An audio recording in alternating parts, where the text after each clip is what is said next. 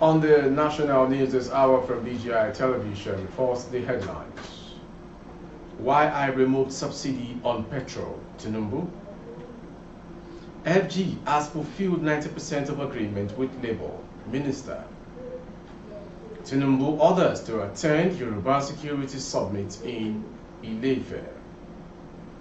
Senate to probe Ajaokuta Steel over $496 million payments. Kwara police rescue 2 kidnapped victims, arrest 5 suspects. On sports, Nigeria, South Africa set for 2024 Olympic qualifying games showdown. I am Morire Rabila Lawal. The news in detail. President Bola Tinubu explained on Tuesday that the decision taken to remove subsidy on petrol was a challenging one, but necessary to ensure a transparent and accountability energy sector. The president, who spoke at the opening of the 2024 Nigeria International Energy Summit in Abuja, acknowledged that the decision has led to hardship, especially amongst low-income earners, assuring that eventually the economy will improve and benefits will be manifest. Represented by Minister of Information and National Orientation, Mohammed Idris, Tinubu said energy security was a priority for his administration. By removing the subsidy, we are creating a more transparent and accountable energy sector. The funds that were previously allocated to subsidizing petroleum products are now redirected toward developing and upgrading our energy and other social infrastructure. Acknowledging the hardship caused by the decision, the president said, I am acutely aware of the immediate impact this decision may have had on our citizens, especially those with lower incomes. Therefore, in parallel with the subsidy removal, my administration is committed to implementing social intervention programs to mitigate the short-term effects on vulnerable populations.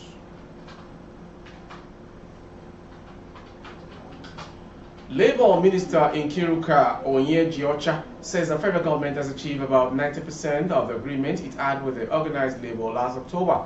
We have done virtually everything in agreement, 90% of everything, Onyejiocha said on an interview. According to her, the president of the Nigerian Labour Congress, TUC, and NLC, Joe Jairo, told government representative at a meeting on Sunday that the protest was not about the government's commitment to the October agreement, but food inflation. The minister said food security and economic prosperity were part of the priorities of the President Bola Ahmed Tinubu's administration. She appealed to Nigerians to be patient with the new government as the administration is in its planting season with harvest on the horizon. Onyejiocha said the federal government has ticked about 90% of the 15-point memorandum of understanding it signed with the organized labor on October 2nd, 2023. Some of the agreements include granting wage about award of 35,000 naira to workers, inauguration of minimum wage committee, and suspension of the collation of value-added tax VAT on diesel for 6. President Bola Ahmed Tinubu, governors from the Southwest and Kogi are expected to be in attendance at the Yoruba Security Summit scheduled to hold at Ile-Ife, Osun State on Thursday. The summit is convened by the Oni of Ife, Oba Adeoye Enitan Ogunwusi. The summit, according to the statement by the Director of Media and Public Affairs to the Oni of Ife, Otuba Moses Olafari, is in response to the urgent and pressing need for a collective effort to address the recent security challenges facing the southwest part of Nigeria. It will be chaired by former Nigerian Chief of Army Staff, General Alani Akinrinade, while the host governor, Senator Ademola Adeleke, and his counterpart from the region will be in attendance. The statement reading part, the Yoruba Security Summit holding on Thursday, 29th February, will bring together Odua, traditional rulers from Southwest region and from part of Kogi, Kwara State of Nigeria. Other participants are expected to be from a diverse array of stakeholders, including security experts, civil societies, labor union representatives, political leaders, religious leaders, captains of industries, youth, student organizations, and Yoruba self-determination groups. This inclusive approach aims to facilitate a comprehensive and collaborative strategy to address the multifaceted security challenges facing the Yoruba people in Nigeria.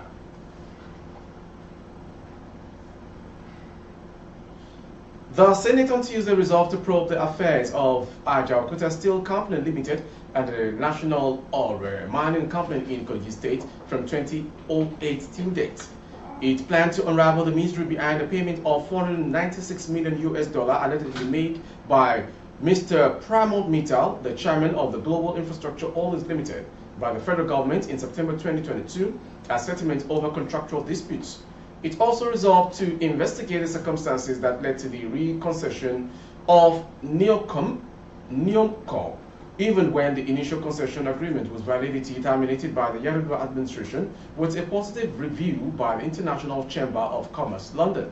Senate resolution to this effect were sequel to a motion sponsored by Senator Natasha Akpoti-Uduaghan, PDP Kogi Central, and exhaustively debated by many of the senators.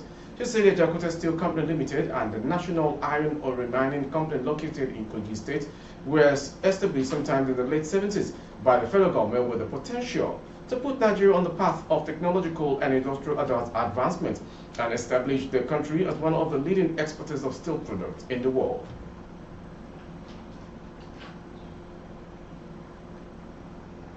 Officers of Kwara State Police Command, in conjunction with local hunters in Alo Village, Ifelodun, local government area of the state, have rescued 2 kidnapped victims, killing 1 of the suspects and arrested 5 others in a recent kidnap attack on the village.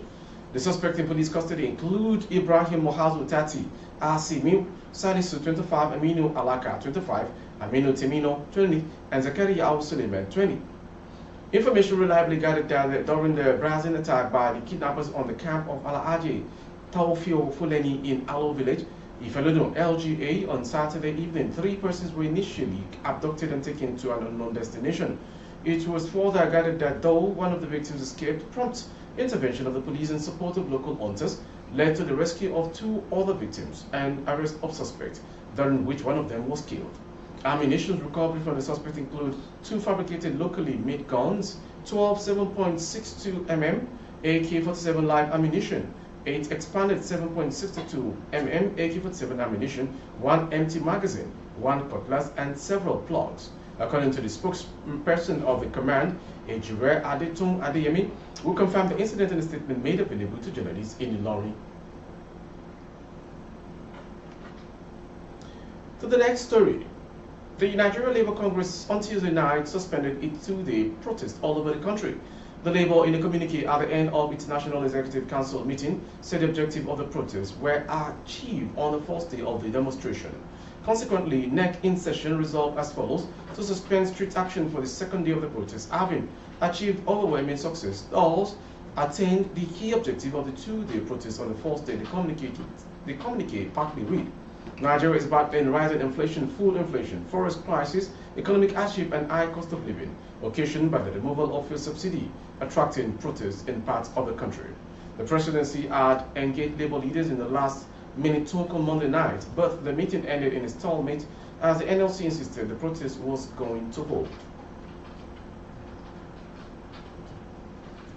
From that to Osun State, the shepherd in charge of CCC Grace of Comfort Parish of Laurent Quarters in Ile-Ife, Osun State, Most Superior Evangelist Olagbaju Maurice Bade Fadeha was allegedly murdered by his assistant Evangelist Olaleko Ogundipe in the church premises on Monday evening, February 26.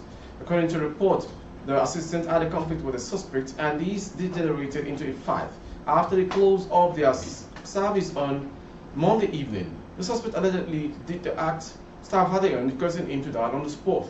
The suspect thereafter allegedly set an Aziza blaze with a sutana on him. The suspect was immediately apprehended and handed over to the police. Confirming the incident to LIB, the spokesperson of the command in Osun State said investigation into the incident has commenced. And lastly, on sports.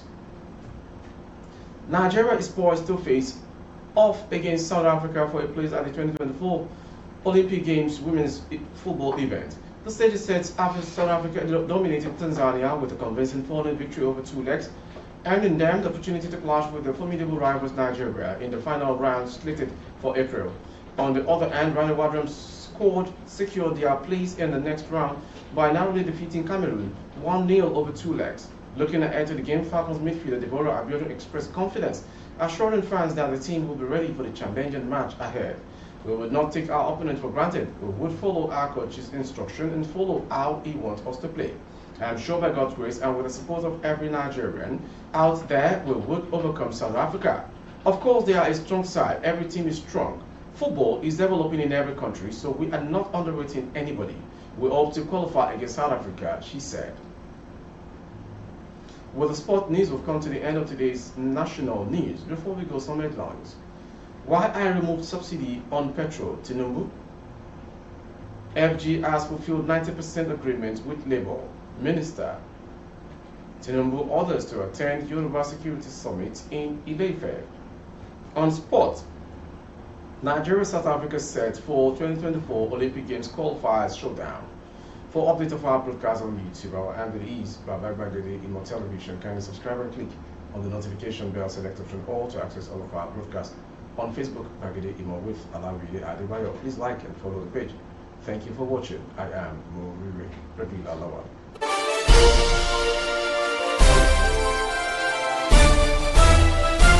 Audio Jungle.